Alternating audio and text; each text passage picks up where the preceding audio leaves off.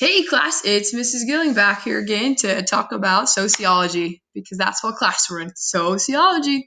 And this is actually the Unit 6 video assignment, which means you are almost done. This is your last one. And if you're watching this in quarter 4, that means you are ready for summer vacation. And how great is that? If not, you get a little bit of time off to get ready for your next quarter.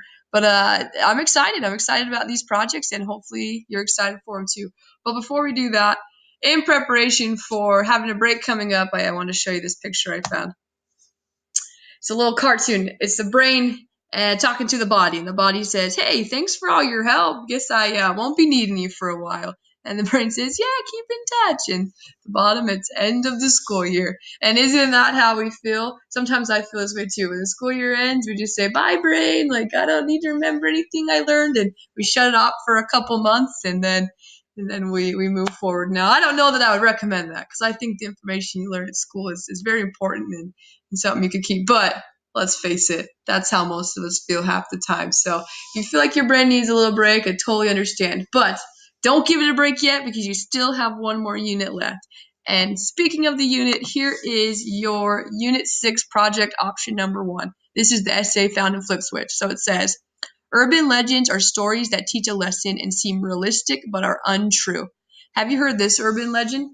Mr. Rogers, star of the PBS show Mr. Rogers' Neighborhood, was a Marine sharpshooter during the Vietnam War. He killed hundreds of enemy soldiers during his years in the service. The reason why he always wore long-sleeve sweaters on his TV show was to cover up the tattoos on his arms.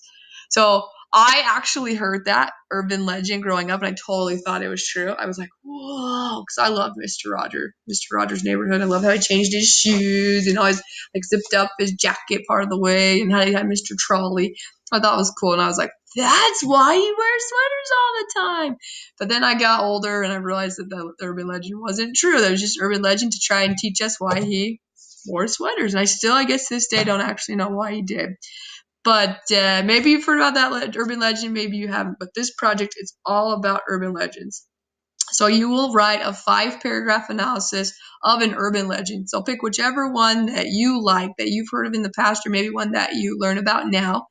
And you're going to write 5 paragraphs. Your analysis should include information on each of the topics listed below: the source of the legend, a summary of the legend, and the moral lesson of the legend. Be sure that you give a complete description of the legend that you choose, its history, the length of time it lasted, and its moral lesson.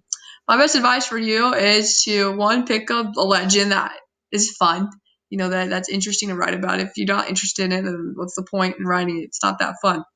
Make sure, though, that you do these 3 things. I think it's good if you do a paragraph for each one. So where did the legend come from? That can be a paragraph. Tell me what the legend is. Don't assume that I know. Tell me, give me the legend information. That's another paragraph. And then 3, an urban legend teaches a moral. So what's the moral lesson of the legend? And if you can't find that information, maybe ask yourself, this is what I think the moral of the lesson is of the legend. So that's option number 1. If you have any questions, let me know. But this is option number 2, the one that you can find in Flip Switch. So you're going to watch 2 videos, and you're going to answer the questions in the attached document in Google Docs. The first video is called Social Movements. I don't know if you ever watched anything with Khan Academy, but they're really good videos that really describe things very briefly and very simply. So it helps you to understand them. And I promise if you watch the social movement video, when you're done, you'll be like, oh, that all totally makes sense. And it'll really help you kind of grasp what you're learning about this unit. The other video that you're going to watch is called Martin Luther King Jr. and the Civil Rights Movement. I love Martin Luther King Jr. I love the Civil Rights Movement. It's probably my favorite time in history because you can see so many parallels to what's going on in the world today. There's so many things we have in the world today because of social movements like Martin Luther King Jr. and the sit-ins and the bus and the boycotts and all of those things. So many things that we have today that we wouldn't have if it weren't for it. And so please just, as you watch this movie, be thinking about that. What do I have? What do I have today based off those social movements? And learn something from it. So not very difficult of assignment, something you can learn a lot from. Just make sure that you are turning in the worksheet that goes along with it, or else I have no idea if you watched the videos or not and if you learned anything. So turn those in a Google Classroom, and then you're done.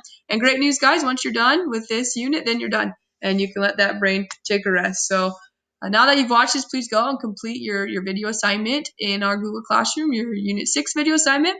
And let me know if you need any help or have any questions. But it's been awesome teaching you guys this year, working with you, and learning from each and every one of you, and seeing what's going on in your budding sociology mind. So again, thanks so much for all you do, and we will catch you next time. Have a good one, guys.